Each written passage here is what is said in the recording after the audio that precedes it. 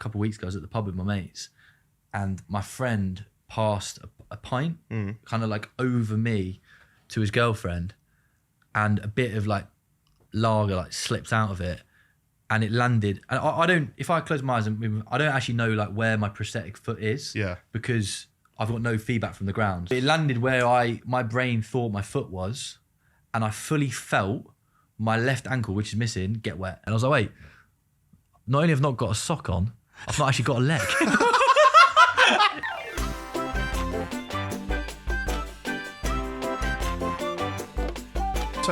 So we're March now. When did you have the crash? The crash was in, well, my leg got chopped off in June. Oh, wow. Yeah. I didn't even realise it was that. Mate, it's been like 8-9 months. I don't know exactly what it is. 8.5 months, 9 months. So has it? So do you think it's sunk into you now? Then Yeah, it has. Yeah, I know when it sank in. It sank in the first time I went home to my flat, because up until that point I hadn't. There was one time. I feel like I was coming to this podcast and spoke about all the times I cried. the time in Colombia when I was happy, but then also I cried once properly in Colombia. When I feel like I got a dose of it setting in then, and it was when all of my stuff got recovered from the crash. Nothing got stolen. This group of people, Colombians, got it, and there was like $100 worth of Colombian pesos in there, all in their stuff. Oh wow! Nothing got taken. Yeah. And my dad came in with all my stuff. I've been in hospital in Colombia about a month by this point, and he had my motorbike key, and I was like, "Oh, my motorbike key!" And by that point, I was just like, my mindset was just like survival mode. Yeah. Because bear in mind, during that period, I had so many surgeries I've now got quite a short stump. I get really bad stump envy of other people with longer stumps because they kept chopping more off because the infection was still not cleared. So I initially had a longer stump. Now I've got like 10 centimeters left. Oh, right. So every day I'd wake up and I'd be like, right, what's the plan today? Okay, I've got to fast all day because I'm probably having a surgery this evening. And then every day I'd be like, are we going to operate today? Are we not? Okay, we're not operating today. You can have something to eat. Yeah. So I was just wasting away. Had a month of like basically fasting and having surgeries every other day. Yeah. But by that point, like the survival mode thing was maybe starting to wear off a little bit. Right. And my dad comes in with my motorbike key and my stuff. And throw me my key.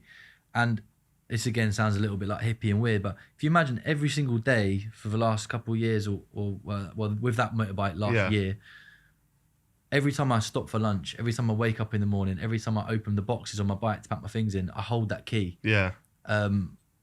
Like I didn't realize this, but that key was the kind of constant in my life. I stayed in a different place every single night, but I'd turn the key in the engine 15 times a day, and I actually probably still could pick it out of 1,000 keys in a box. Like, that's my key. Right. Because I know what it feels like in my hand. Yeah. I didn't realise that. My dad gave me my key, and I almost get like a feeling of emotion even speaking about it. I had it in my hand, and I was like, fuck.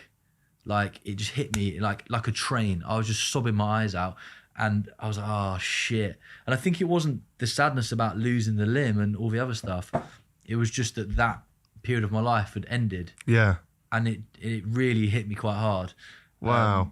But then I came out of that, got back to London, air ambulance all the way back home, and then was straight into air ambulance from Colombia back to England. Oh wow. Oh wow. Yeah. Well, is that like a private jet or something? Yeah. Is it? Thanks to the insurance. Yeah, I wasn't paying for that one.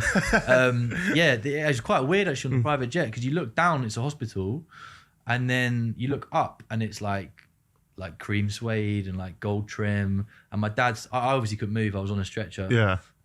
My dad said in the toilet there was like a basin and toilet and stuff. It was all gold.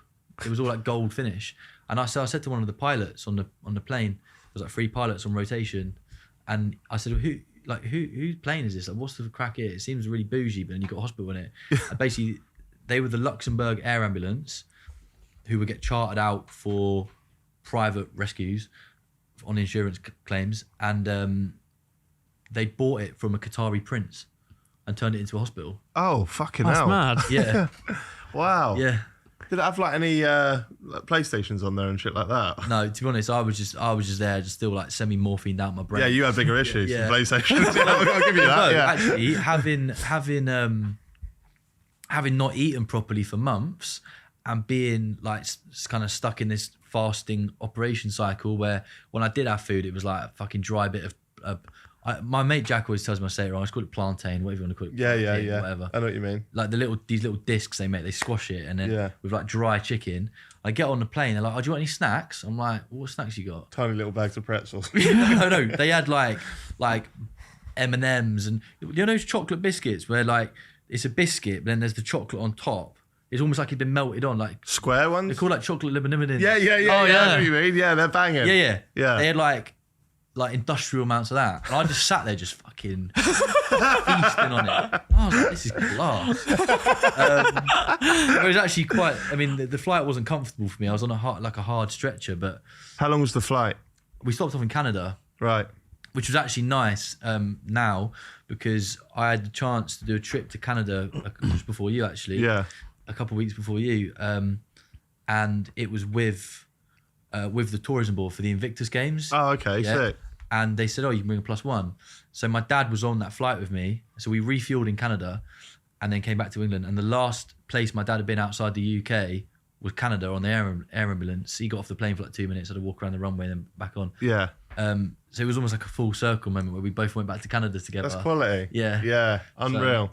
So, you mentioned that when you first got back to the flat, that was an upsetting time. Yeah, so that was the second period of realization where I then spent about 2 months in England in this really nice NHS hospital, the Lambeth Community Care Centre. Is that in London or? Yes, in Lambeth, like just south of the river. Oh, okay, right. And near Elephant and Castle. Yeah.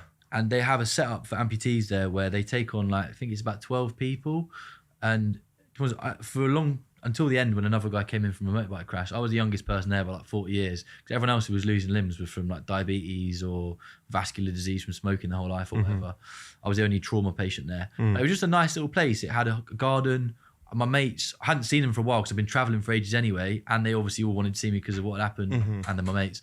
But they would all come down daily, and I'd have a big group, and it was actually really nice. And then I got my first prosthetic, and I was like, "Oh, life's all right. Life's good. Like, I'm gonna have a prosthetic. Everything's gonna be amazing." And 2 weeks before I was due to actually be discharged, they said, "Do you want to go for like a little weekend visit home?" I was like, "Yeah, fuck, obviously, I'd love to do that." So my two best mates from Bedford, Jack and Tim, came down, got the wheelchair, took me back to my flat in Hackney, and I was like, "Lads, you don't need to wheel me. Like, I fucking wheel myself." And I was really weak, and I wheeled myself through the door, and I got stuck, and I was like, "All right, come on, help me." And then I was like, "Wait, I can't fit through the bathroom door in my wheelchair. I'm like getting stuck." And then there was other stuff like I wanted to go get myself some water, and I couldn't reach the glass at the cupboard. And then in the night, I just wanted to go for a piss. My wheelchair was in the lounge, and I was in my bed because my mates had put me in bed. And I was like, "Oh fuck, life's actually really different." Right. And it was that moment of realization in a normal space. Yeah. That just kind of brought it all home. Right. And for 2 days, I was so sad, like so sad. Yeah. Just the feeling. I've never been depressed in my life, but I think I know what it maybe feels like to be depressed. Because in those 2 days, it was like the walls were just closing in and just squashing me. Yeah. And then were you looking forward to getting back to the? Well, I went back to the hospital and I kind of got back into the swing of it for the last 2 weeks. And then the next time I went home, I knew what to be prepared for. Right. So it maybe upset me a bit, but it was nowhere near the same level. And then, but I mean, even now, I still have like moments of the stuff I've done my whole life. Yeah. And I'll try and do it, and now it's more just like a frustration rather than just a total sadness. Yeah. But like, it's just that feeling of, oh, this is annoying. I remember what it was like before. But those little dips, I've learned, they don't last long. You can have it for a day and feel like the world's over, but within another day's time, you'll just come out the other end of it. And I've kind of learned to ride that wave. Your mindset is incredible because people would expect going through something like you've been through that for months, years, or even the rest of their life, they're going to be depressed or whatever. And you literally said that you were sad for 2 days, and then and that was that. Yeah, and then little dips after. Like January, there was a couple of dips where I couldn't use my prosthetic, and even stuff I hate. I get the worst FOMO ever. I feel like if I'm missing out on something, I'm missing out. Yeah. So in January when I was in my wheelchair, it's like, oh, the lads are going to do this. I'm like, well, I'm coming in my wheelchair. But then there's a situation where there's a flight of stairs to get in the restaurant, and I'm there trying to bum shuffle up the stairs, and it's a bit embarrassing. I'm getting fucking shit all over my trousers, but I'm still doing it. Yeah. But it's that moment of like, oh man, like I used to be bombing around the world on my motorbike, living, fucking having a party with the cartel, and now I'm bum shuffling up Wagamama's stairs. Do you know what I mean? It just, it's those moments of realization that get me down. But then I do truly know now in those moments that it's temporary. Right. It's like that classic cliche thing, like this too shall pass. It comes, it rears its head for a couple hours or a day, a couple days, and then it's like, right, off you go again. And I've learned quite well to deal with those dips, because they always come. Are you gonna be able to go back to your traveling life and will you be able to ride a motorcycle again? Yeah, so my plan is to get back on one in July with this charity that teach people to ride bikes after they've lost a limb. Luckily the DVLA haven't taken my motorbike license, which is nice, so I actually can legally ride a motorbike now, but your left foot changes your gears. Right. So I'll need to wire it up so I can do it on my handlebars. Yeah.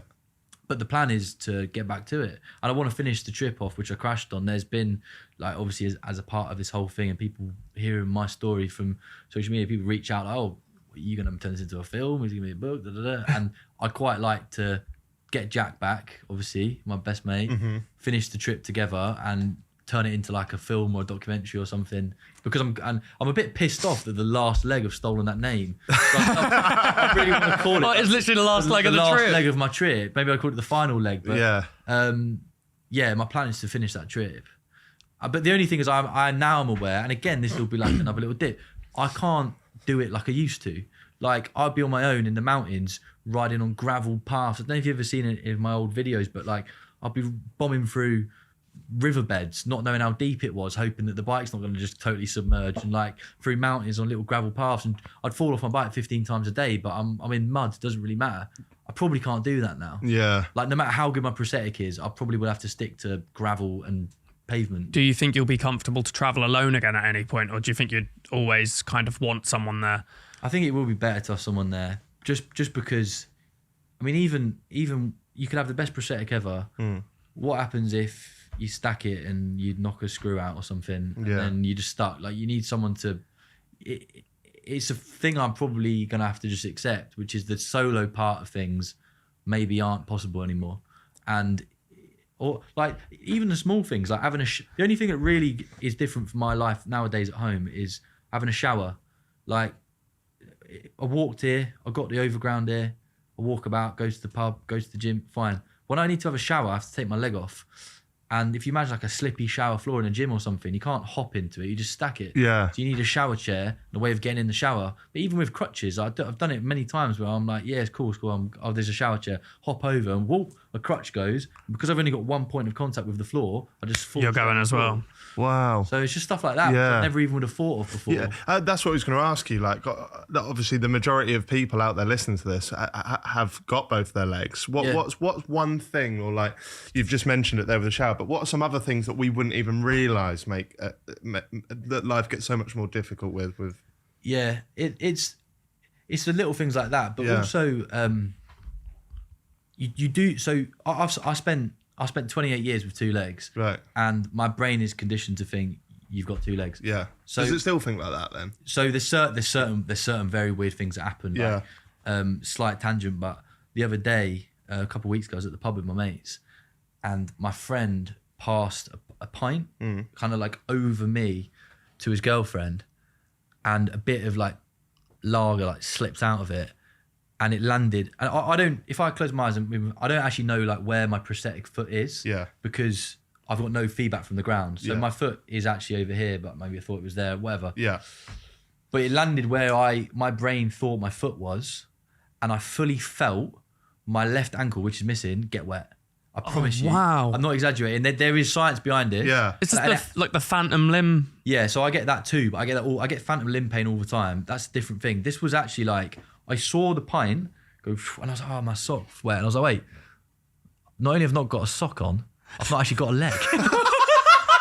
It was just this moment of like, what? Yeah. And I sort of sat there and I'm like, lads, they're all just there getting pinned. I'm like, you ain't gonna believe what just happened. They're like, all right, mate, you will get it. You've not got, like, my mates have no sympathy. You've not got a leg. Yeah, we'll get it, mate.